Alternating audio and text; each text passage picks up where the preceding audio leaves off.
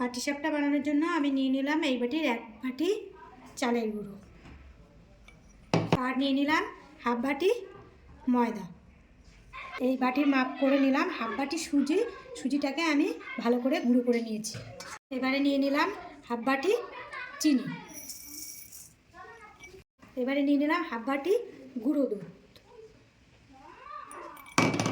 এবারে দিয়ে দেবো 1 চামচ লবণ। দেখো গোলাটা ঠিক এরকম হবে, আর গোলাটা আমার ভালোভাবে হয়ে গেছে। এবার আমি এটা 1 ঘন্টার জন্য রেস্টে রেখে দেবো। কালারফুল পাটিসাপটা করার জন্য আমি এই বিটটাকে ভালো করে খোসা ছাড়িয়ে নিয়েছি, কোনো কেমিক্যাল ছাড়াই কালারফুল পাটিসাপটা বানানোর জন্য এটাকে ভালো করে আমি দেখো আস্তে আস্তে চেপে চেপে চেনির মধ্যে দিয়ে একটা কালার বার করে নেবো। দেখো কত সুন্দর কালার বেরিয়েছে। দেখো বন্ধুরা কত সুন্দর বিটের থেকে রসটা বার করে নিয়েছি আমি। এবারে যেটা করব, এর মধ্যে দেবো 1 চামচ ময়দা, আর পাটিসাপটা বানানোর জন্য যে ব্যাটারটা আমি বানিয়ে রেখেছিলাম তার থেকে নিয়ে 1 চামচ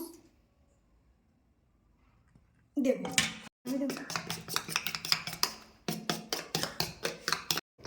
একটা আমুল দুধের পাতা নিয়েছি, খালি আমুল দুধের পাতা নিয়েছি। এবার এই যে কালার গোলাটা এর মধ্যে এবার ভরে দেবো।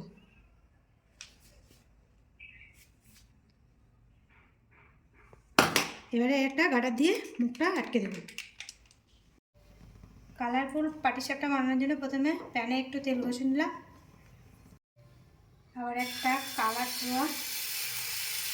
পাটিসাপটার ডিজাইন করে দেখাচ্ছি।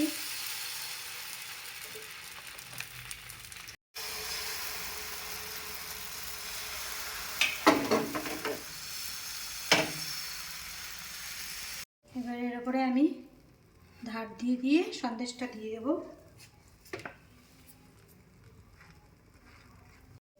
দেখুন বন্ধুরা কত সুন্দরভাবে পাটিসাপটাটা উঠছে,